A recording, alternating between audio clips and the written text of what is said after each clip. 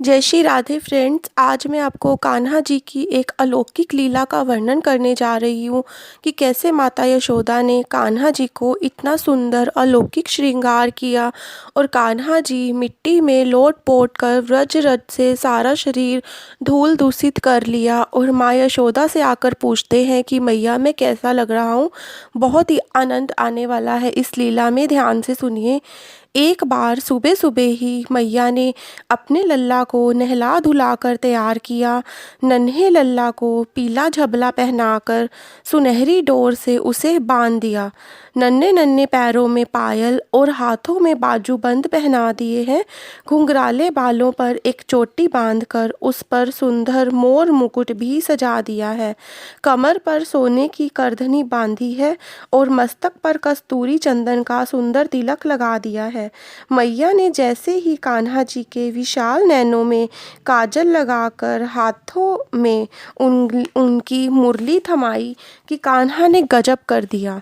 कान्हा जी भागते हुए आंगन में गए और जमीन में लोट लोट कर सारा शरीर ब्रज रज से धूल दूषित कर लिया और हंसते हुए मैया यशोदा के सामने आकर खड़े हो गए।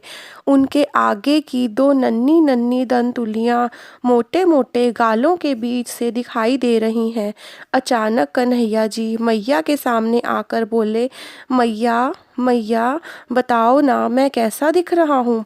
कान्हा जी ने शरारत से हंसते हुए फिर पूछा। मैया ने देखा तो अचंभित हो गई। कहाँ तो थोड़ी देर पहले का श्रृंगार और कहाँ अब यह वेश।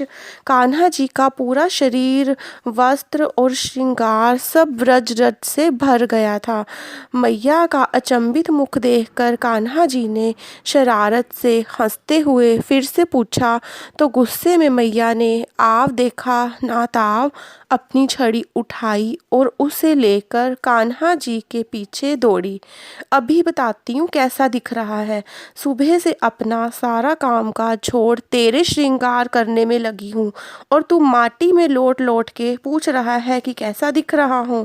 मैया फिर बोली, बाहर देखो, गोपियाँ तेरी एक झलक पाने के लिए अपने घर के सभी कार्य को छोड़कर ना जाने कब से खड़ी है और तू मिट्टी में लोट लोट कर खड़ा हो गया है बाहर।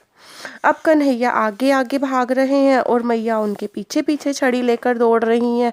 मैया दौड़ते दौड़ते थक गई और बैठकर अश्रु बहाने लगी।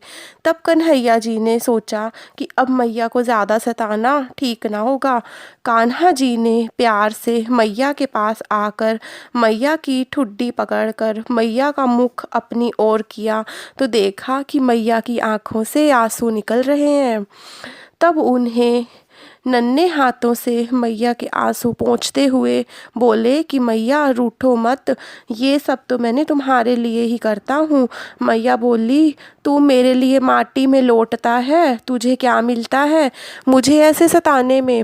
अब कन्हैया बड़े मासूम और बड़े भोलेपन से अपनी तोतली भाषा में कहते हैं कि देख मैया, तू मुझे बहुत ही सुंदर श्रृंगार करती है, लेकिन अगर इतना सज धज कर मैं गोपियों के सामने जाऊंगा तो ना जाने कितनी गोपियां मुझे नज़र लगा देंगी और अगर मैं बीमार पड़ जाऊं तो फिर तुम रो रो कर मुझे कभी किसी वैद्य के पास तो कभी किसी बाबा के पास लेकर घूमती हो। मैं तुम्हें परेशान होकर रोता हुआ नहीं देख सकता मैया, इसलिए मैं माटी में लोट लोट कर सूरत बिगाड़ लेता हूँ और बहुत सी गोपियाँ मुझे गोद में उठाती हैं, मुझे चूमती हैं। मैं बीमार ना पड़ जाऊँ इसलिए अपना श्रृंगार बिगाड़ लेता हूँ।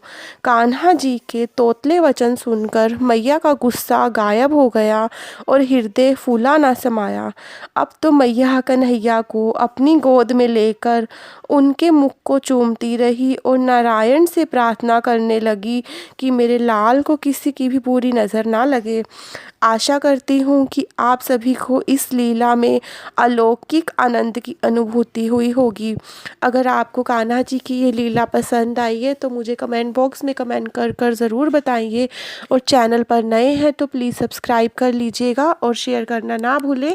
जय श्री राधे, जय श्री कृष्णा।